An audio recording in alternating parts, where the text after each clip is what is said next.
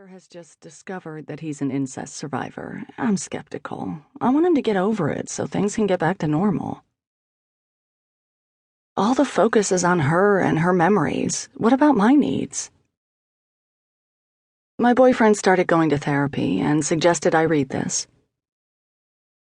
My lover doesn't remember anything from her childhood and is starting to get these funny feelings that something bad happened.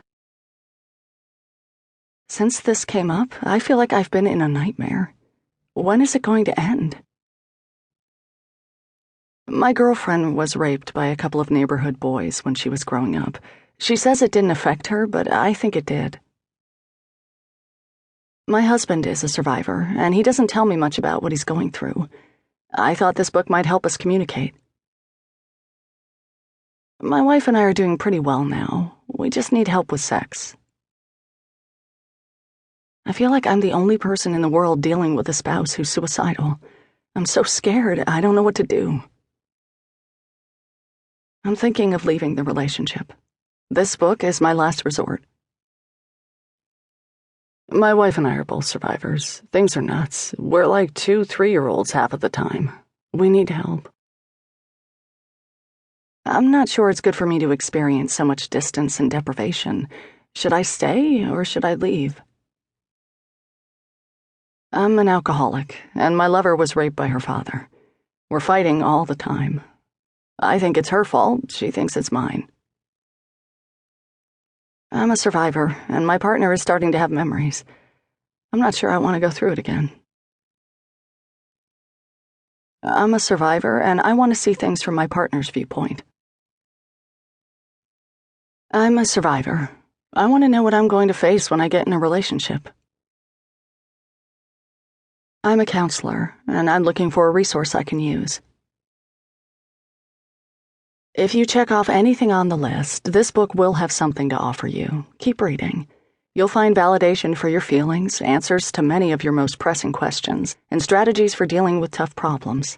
You'll hear from dozens of other partners in your shoes. Their words will inspire you and reassure you that you're not alone.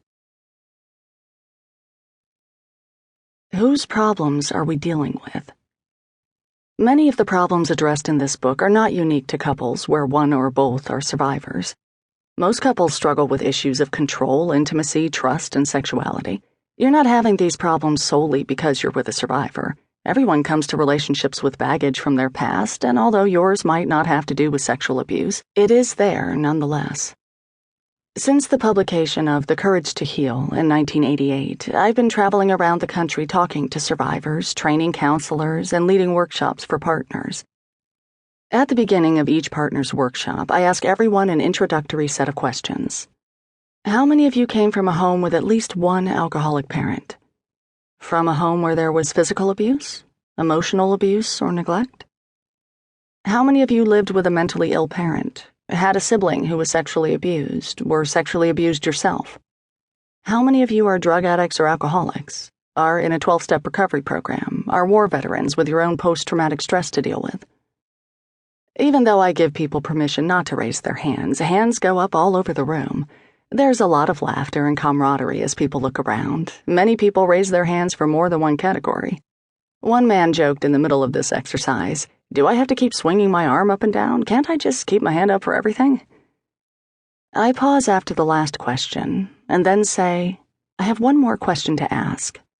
How many people here came from a home they feel was basically healthy and happy?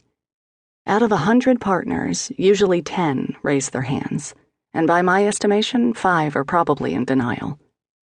You may be picking up this book because you want to understand more about sexual abuse and the impact it is having on your relationship.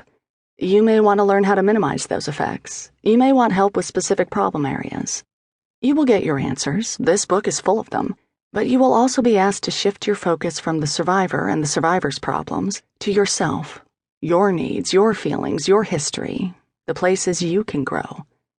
I was reading through some old workshop evaluations recently. At the bottom of his evaluation form, one man scrawled, "I made an observation today. The people who complained the most about the survivor's behavior were people who took the attitude that it was all the survivor's problem. The partners who were making it through the crisis were the ones who were willing to stand up and say they had problems and growing to do too." I couldn't agree more.